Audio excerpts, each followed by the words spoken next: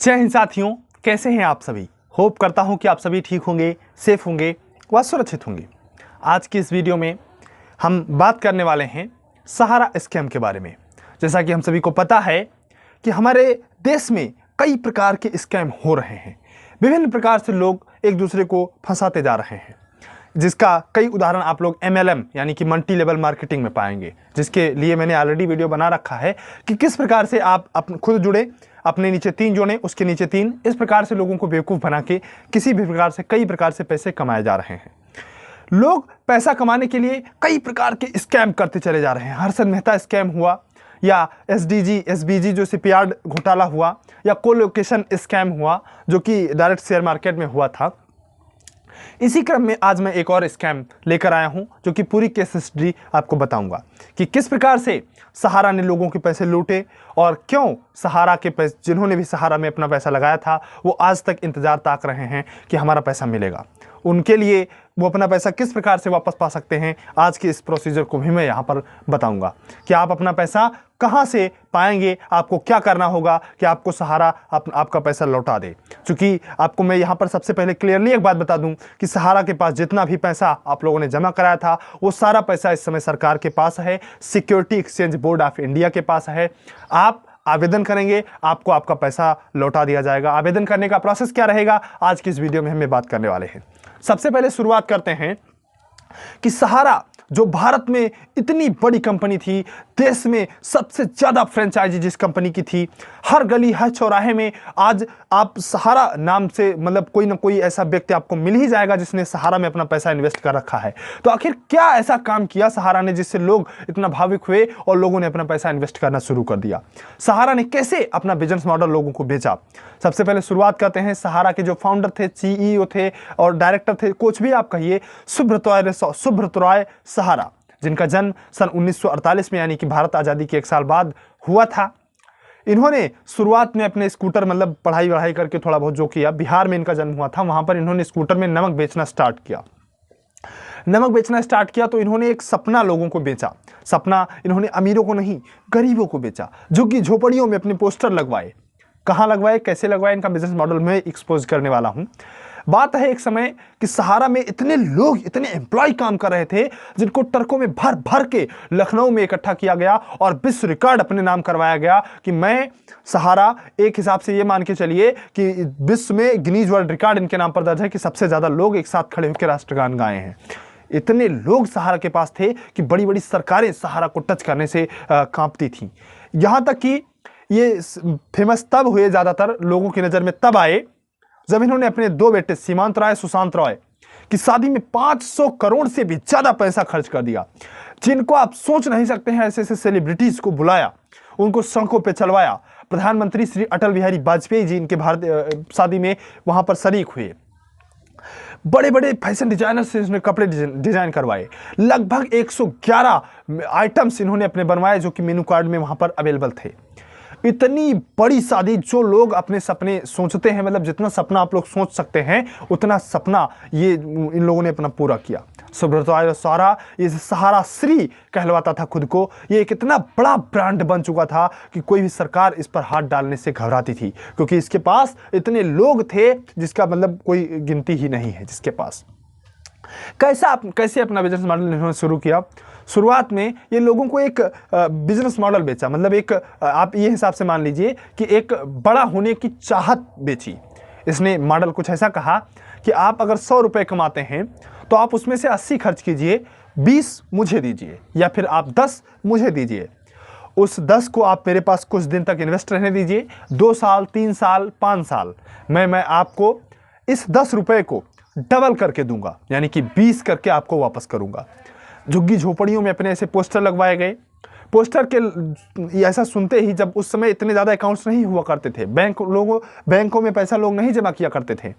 ये तो भला हो प्रधानमंत्री जी का, जिन्होंने प्रधानमंत्री जनधन अकाउंट खुलवाए, जिससे लोग बैंक तक जाने लगे। नहीं, बहुत से ऐसे लोग थे जो बैंक तक नहीं जाना प्रेफर करते थे। सहारा एक एक लोगों तक पहुंचा, उसने अपने पोस्टर बंटवाए और कहा अगर आप मुझे 20 रुपए देंगे तो मैं आपको 40 रुपए करके दूंगा 3 साल में। 3 साल में एग्जाम्पल बता रहा हूं, 3 साल 4 साल ऐसे करके उस समय बताता था। हद तो तब हो गई सर ना कि जिसने पहली बार अपना इन्वेस्ट किया, इसके कई कंपनी सहारा पोर्ट, सहारा, मतलब बहुत से इंडस्ट्री इसके चल रहे थे, जहां आप देखो उस वहां सहारा था, कहीं ऐसा नहीं था जहां सहारा नहीं था। तो इसके पास पैसे पहले से ही थे, ऐसा नहीं है कि इस स्कीम के आते ही इन्होंने मतलब इतना बड़ा मार्केट खड़ा किया, इतना बड़ा, उसके पहले भी थोड़ा बहुत पैसे थे। तो जिसने अपना 20 रुपए इनके पास जमा किया, उसके वजह से 3 साल तक 3 साल तक तो रुका रहा, और वो बताया कि मैंने सहारा में इन्वेस्ट किया है। इसकी वजह से और लोग भी उसकी वजह से 20 रुपए अपना इन्वेस्ट करने चले आए। बात तो तब हुई सर ना, जिसका पहली बार 3 साल पूरा हुआ, उसको सहारा ने ये लो पकड़ो 40 रुपए, अपना 20 का डबल करके 40 दिया, और जिसको 40 मिला वो तो भाई गुणगाएगा ही सहारा का। उसने गुणगाना स्टार्ट कर दिया कि देखिए मुझे मिला है 40 रुपए। सहारा ने क्या किया कि उन्हीं को अपना एजेंट बना दिया कि अब आप दूसरों को बताएं कि आपको पैसा मिला है और आप दूसरों से पैसा जमा करवाएं। ये बहुत बड़ा गेम खेला सहारा ने। इसके साथ क्या हुआ कि लोग पैसा जमा करते गए, शुरुआत में जिन्होंने जमा किया उसको पैसा रिटर्न किया गया।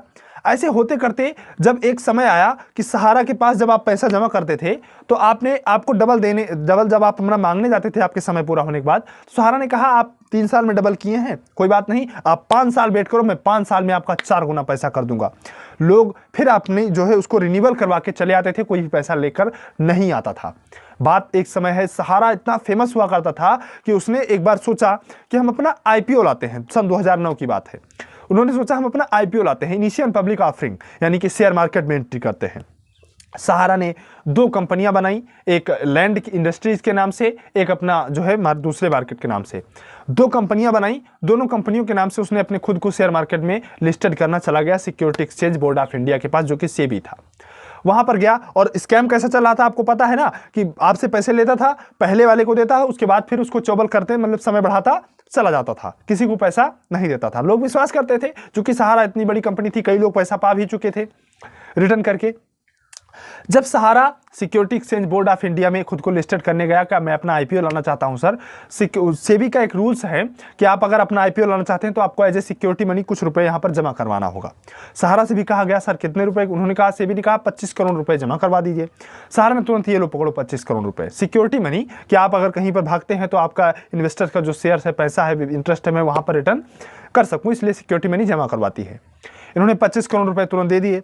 सहारा से सेबी ने पूछा कि सर आप ये पैसे लाए कहां से हैं, ये बता दीजिए आपने पैसे कहां से लाए हैं।